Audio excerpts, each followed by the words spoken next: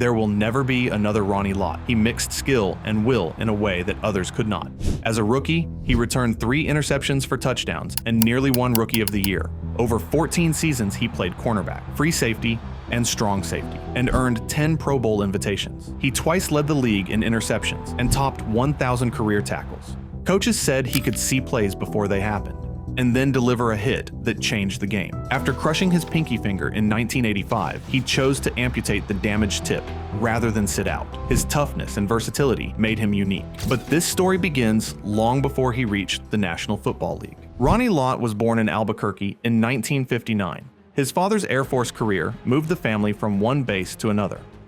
In Washington, he watched receiver Charlie Taylor and decided that number 42 would be his number. When the family settled in Rialto, California, he joined the San Bernardino Jets, a Pee-wee team that scored 377 points and gave up only 22. Winning so often taught him that practice matters. He also discovered that he loved to hit. He later said he liked to drive his helmet into a runner and lift him off the ground before planting him. That attitude set the tone for his career. At Eisenhower High School, he played quarterback and defensive back, while also starring in basketball and baseball. He stood over 6 feet tall and carried more than 200 pounds, but moved with the agility of a smaller player. Anthony Munoz, who later entered the Hall of Fame, said Lott could outrun and overpower players his size and still make plays with his hands. Norv Turner called him the most tenacious defender he had ever seen on a basketball court. Off the field, Lott studied because his parents demanded good grades. The Pee-wee Jets showed him the value of teamwork and preparation.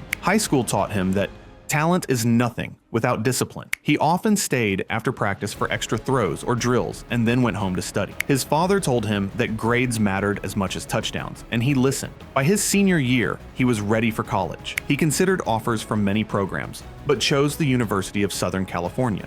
USC allowed him to stay near his family and play for a powerhouse roster that included Marcus Allen and Bruce Matthews. He joined the team in 1977 and earned playing time as a freshman. He helped the Trojans finish 7-4 and win the Bluebonnet Bowl. His choice to stay close to home marked the next step in a journey built on adaptability, discipline, and toughness. The same qualities that helped him succeed in Pee-wee and high school would carry him through college and into the National Football League. His youth shows how environment and effort can shape a future Hall of Famer. Coaches and opponents already saw him as special. They noticed his willingness to play any position and his drive to learn, traits that would soon set him apart. His coaches emphasized that he played with a relentless edge and a willingness to sacrifice his body for the team. Ronnie Lott walked onto the University of Southern California campus in 1977 and found himself surrounded by future pros. Marcus Allen and Bruce Matthews were among the stars in the locker room, and every practice felt like a tryout. He knew nothing would come easy. He studied the playbook, ran extra sprints, and treated every rep like a game. By mid-season, he had earned his first starts. The Trojans finished 7-4 and celebrated a Bluebonnet Bowl win. Lott learned that talent alone was not enough. He saw that discipline and preparation mattered. The following year, USC lost only once and captured a national title. Lott,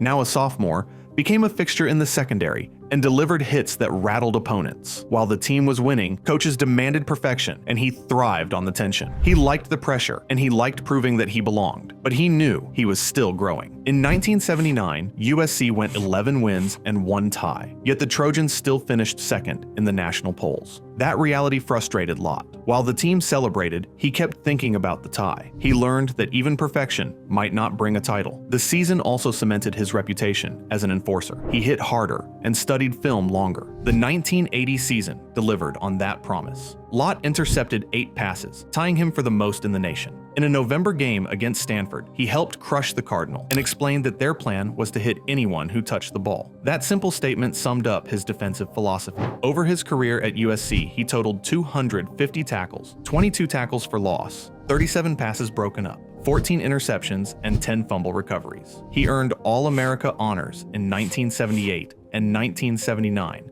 and was a unanimous All-America selection as a senior. He also kept his promise to his parents by completing a degree in public administration. He began to think about giving back, and those ideas later became All-Stars Helping Kids. When his college career ended with an 8-2-1 record, Lott left USC with 2 national titles and the respect of coaches and scouts. The San Francisco 49ers selected him 8th overall in the 1981 draft. He would be leaving Southern California to join a team that was rebuilding. But he was ready. The lessons of USC, compete every day, study every detail, hit hard, and stay humble, would guide him into the next chapter. Lott stepped into the San Francisco lineup in 1981 and never looked back. The 49ers made him their top draft choice and 8th player overall. He did not wait to prove himself. Coaches saw during camp that he played at a different level. They placed him at left cornerback next to fellow rookies, Carlton Williamson and Eric Wright, and with veteran Dwight Hicks, they formed a secondary nicknamed Dwight Hicks and the Hot Licks. The team had finished 6 wins and 10 losses the year before. With Lott and a maturing Joe Montana, they began building a dynasty.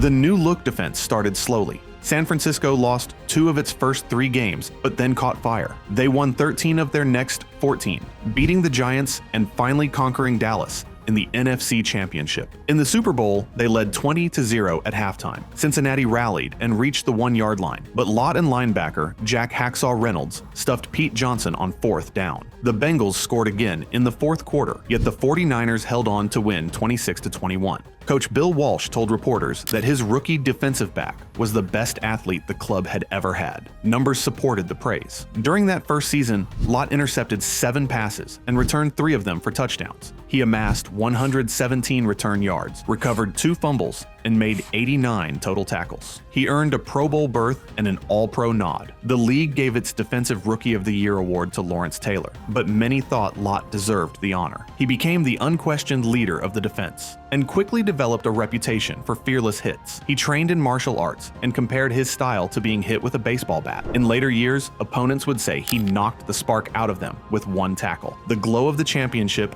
faded quickly. A player's strike shortened the 1982 season, and San Francisco staggered to a record of 3 wins and 13 losses across 1982 and 1983. While the team struggled, Lott kept hitting. In those 2 seasons, he intercepted 6 passes, returned 1 for a score, recorded a sack, and made 176 tackles. He kept working on his craft even while losses piled up.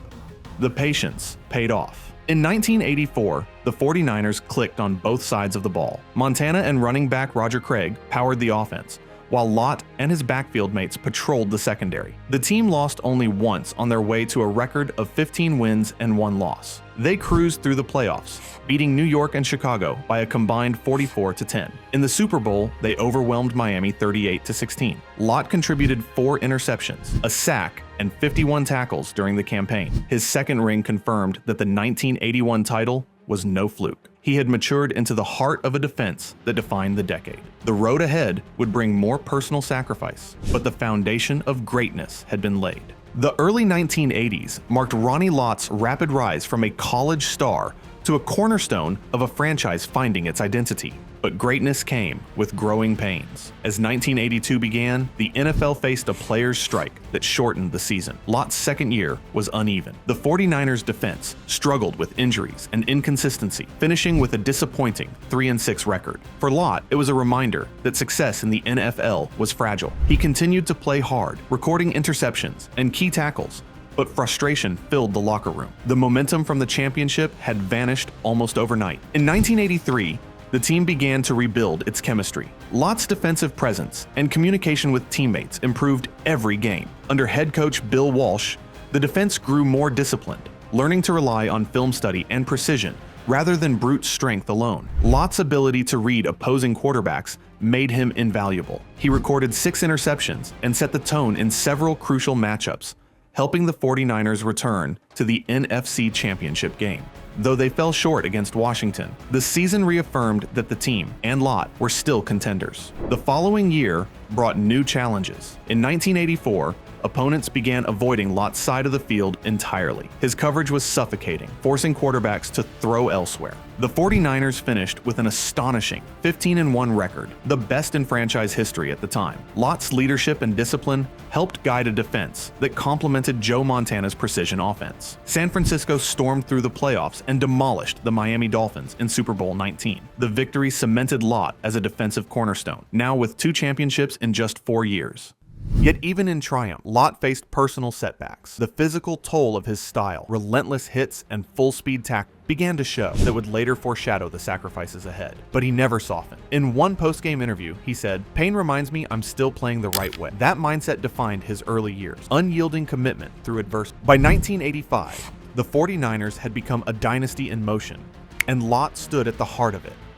The ups and downs of those formative seasons shaped his toughness, turning him from a talented cornerback into the emotional leader of one of the NFL's greatest teams. Those years taught him that glory was never permanent, but resilience could be. Ronnie Lott changed positions because the team needed more from him. At corner, he had already proved he could erase a side of the field. Offenses simply stopped throwing his way. Bill Walsh and the defensive staff asked a simple question inside the building. Where can Ronnie touch every snap? From there, he could read the quarterback, fly downhill, and still cover deep.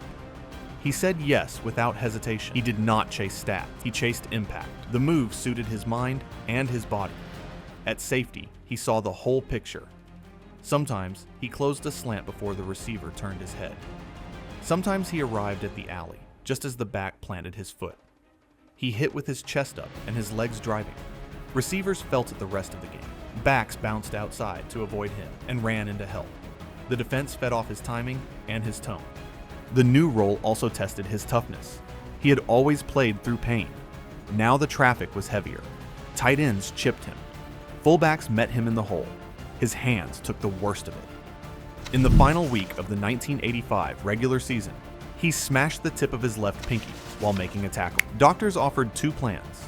They could pin and repair the finger, and he would miss the playoffs. Or they could remove the damaged tip, and he could practice the next week. He chose football. He walked out with a bandage and a plan to play. The story spread fast and grew in the telling. He did not brag.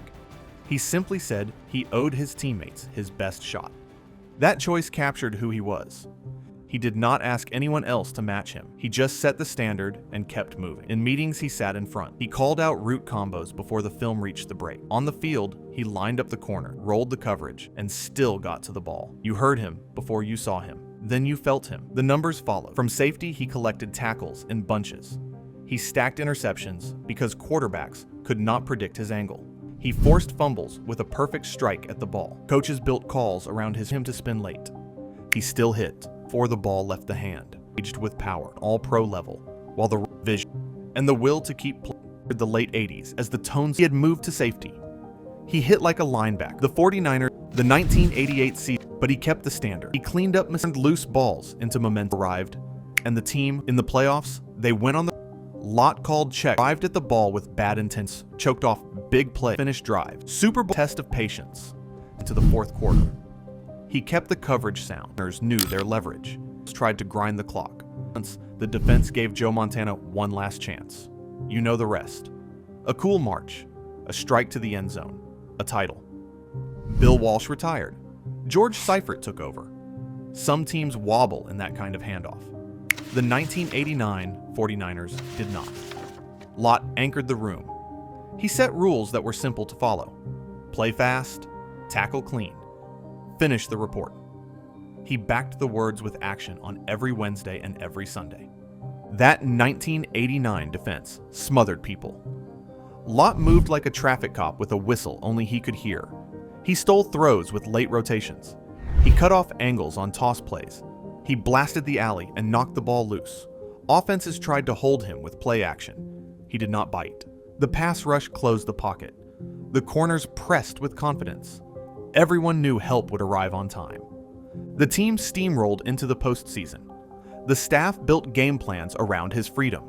They trusted him to trigger on first movement and still get back over the top. He rewarded that trust with clean games and violent finishes. In the Super Bowl, he treated the stage like any other Sunday. He kept the back end tight. He fit the run like it was a drill. The offense exploded. The defense took away hope. When the score turned lopsided, he kept coaching on the field. Eyes here, hands inside. Get off the block. The final whistle confirmed it. Back-to-back titles. A modern standard. People talk about stars. Lott was more than that. He was a thermostat. He set the temperature and never let it cool. He rarely missed. He practiced with purpose. He lifted the room when legs felt heavy. You could hear him before kickoff. Short phrases, simple reminders. Strike first, wrap and rip, ball or nothing. His play still produced numbers. Interceptions found him because quarterbacks misread his angle. Forced fumbles came because he struck the ball with perfect form. Tackles piled up because he did not miss in space. Coaches used him everywhere. Middle, too high, robber, balk, blitz. He handled it all. By the end of 1989, he sat on 4 rings. He had all-pro seasons at corner and safety. He had the reputation of a hitter and the film of a surgeon. The league respected the fear he put into routes over the middle. The 49ers respected the way he served the team first. The run did not end there. The group chased a 3rd straight title the next year. The margin for greatness narrowed. The hits kept coming. Lott stayed at the center of it. He carried the lessons of those back-to-back seasons into the next push. He knew what it took. He kept asking for more. But every dynasty reaches a turn. For the 49ers, that turn came in 1990. The team still owned the best roster in football. The defense still moved on Ronnie Lott's voice. But the miles showed up in small ways. Bodies healed a little slower. Close games felt heavier. The margin that once looked wide now felt thin.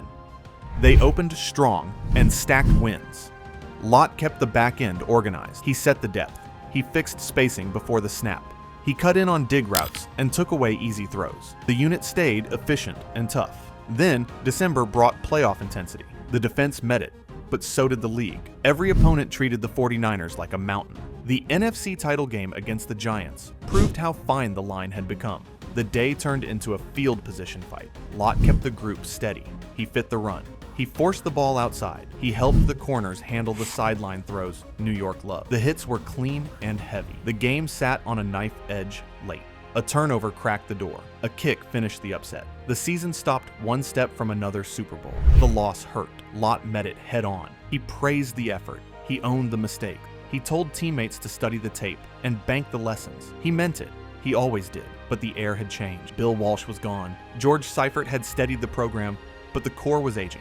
Free agency was coming into focus. Money would force choices. The spring brought hard decisions. The front office weighed contracts and health. The coaches weighed roles. Lott stayed the same in meetings. He focused on what he could control. He trained. He led. He showed young players how to study splits and stem. He still hit like he planned to end the play on contact. He still took the ball when it hung in the air. The 1990s were not going to mirror the early 80s. The cap and the market pushed teams to specialize. Versatile players still mattered, but depth mattered more. 49ers kept competing at a high level, while the roster turned over piece by piece. Lott felt that shift. He had carried the standard for a decade. He understood the business side, without letting it change the way he practiced or played.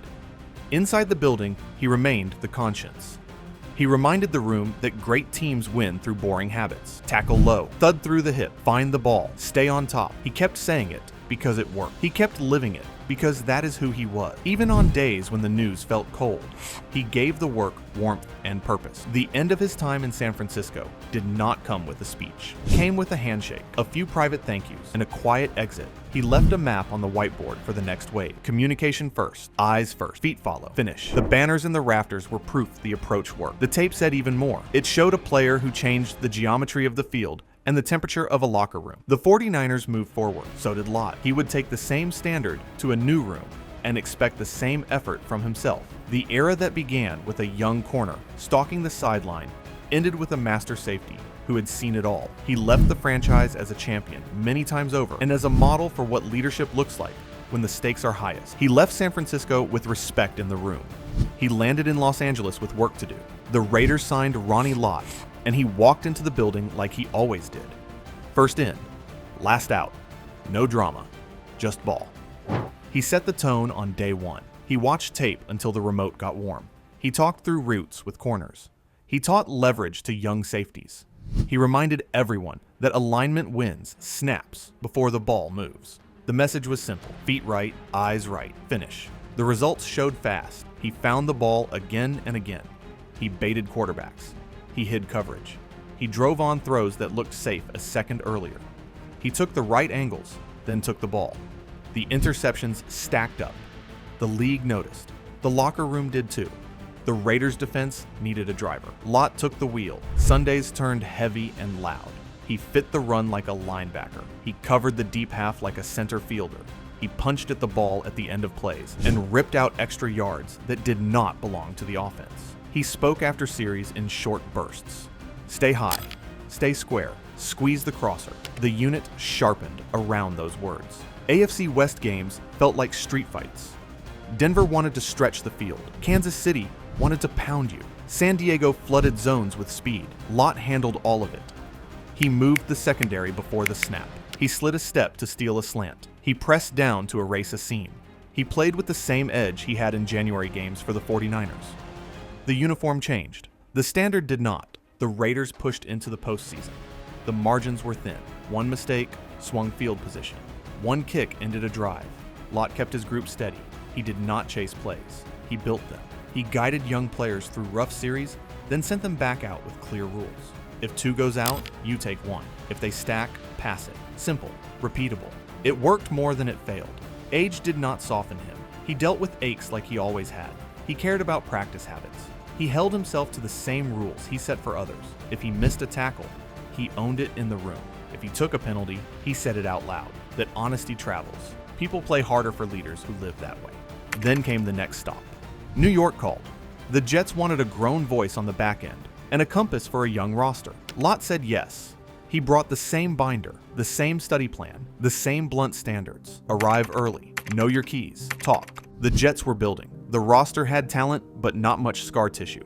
Lott supplied it. He sat with corners after practice and broke down releases. He drilled footwork with safeties until the lights went off. He stood in front of the defense on Fridays and set the points that would decide the game. Tackling angles, red zone leverage, 2-minute rules. When Sunday arrived, he did not speak. He just played. He gave the Jets takeaways. He forced fumbles with perfect strike points. He took away deep shots by stealing space with his eyes and feet. Quarterbacks started holding the ball a beat longer. That single beat gave the rush time. It also gave the sideline belief. The wins did not pile up the way they had in San Francisco. That did not change his value. He turned a loose room into a professional one. He showed a younger core how to carry a season. He taught them what effort looks like when nothing feels easy. He taught them that defense is a promise. 11 people, one purpose, every snap. By the time he left New York, he had done what he always did. He left a better room. He left a standard that stayed after he walked out. The stat sheet showed picks and tackles. The tape showed more. It showed a veteran who could still change games and still change people. He kept playing as long as the game let him. After New York, he stayed in shape and stayed ready. He worked out in empty weight rooms and kept his routine tight. The goal never changed. Be useful on Sunday. Kansas City called. He joined the Chiefs to test his body and his voice one more time. He knew the league. He knew how to help young players survive a season. He gave what he could in meetings and on the field. He pushed through aches the way he always had. He showed up early, studied late, and set a standard. When the work no longer felt right, he chose to step away. He did not hang on for headlines. He listened to his body and left with respect intact. He retired the same way he played. Direct, clean, no drama. He signed a one-day deal with San Francisco, so he could walk off as a 49er. That mattered to him. That locker room had shaped his habits and his view of the job. The game did not leave him. He moved to the studio and spoke ball with the same clarity he used in the huddle. He kept things simple for viewers. See the split, read the back, drive on the route. He valued details. He valued effort. He never used empty praise. If a player took a bad angle, he said so. If a player finished a tackle the right way, he said that too. Producers trusted him because he told the truth without noise. He also built a second career in business. He met with founders. He listened more than he talked. He asked about teams and process. He invested in ideas that matched his values. He partnered with former teammates and local leaders. He knew that winning off the field still takes alignment, trust, and patience. Not every bet worked. He owned the misses and kept learning. That part felt like football to him. Studied aside.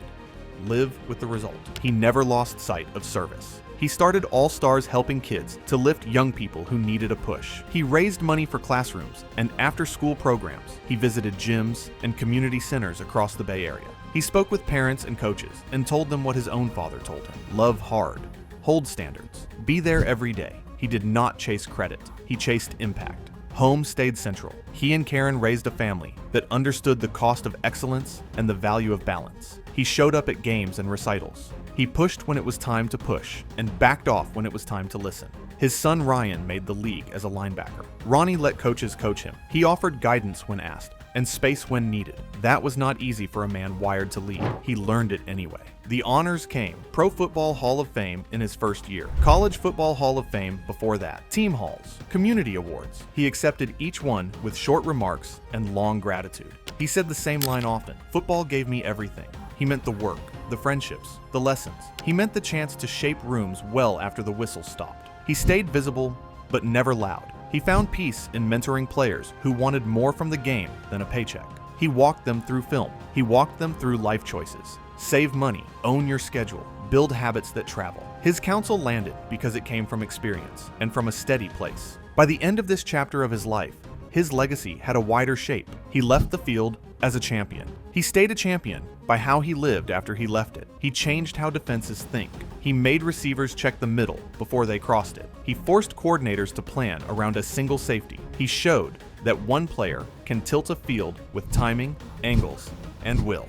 You still see his footprint on Sundays. Safeties study his leverage and his footwork. They watch how he closed space without wasting steps. They see how he led with his eyes, then finished with his pads. Young coaches teach pursuit the way he ran it, inside out. Take the angle. Never assume the play is over. His standards moved from film rooms to practice fields, and then to habits that last through careers. He set a model for toughness that was not empty bravado. He played through pain, but he prepared even harder. He practiced full speed so that games felt simple. He held teammates to that level without shouting. He spoke plain and looked people in the eye. He made leaders out of players who thought they were just role guys. That is culture. That is the quiet work that wins in January. His influence reached past the 49ers. In New York, he steadied a young locker room and taught pros how to act like pros. In Kansas City, he mentored safeties on reads and on life choices. He never needed a title to lead.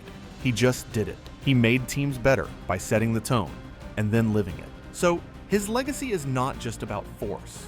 It is about standards. It is about care for craft and care for people. It is about a way to play and a way to live. You can feel it in meetings, in practice, and in the lives he touched. That is impact. That lasts. His story began with a boy who learned toughness and compassion in a household that moved often and who grew up idolizing Charlie Taylor while wearing number 42. He won 4 Super Bowls, played at both corner and safety, and is the only defensive back with Pro Bowl honors at both positions.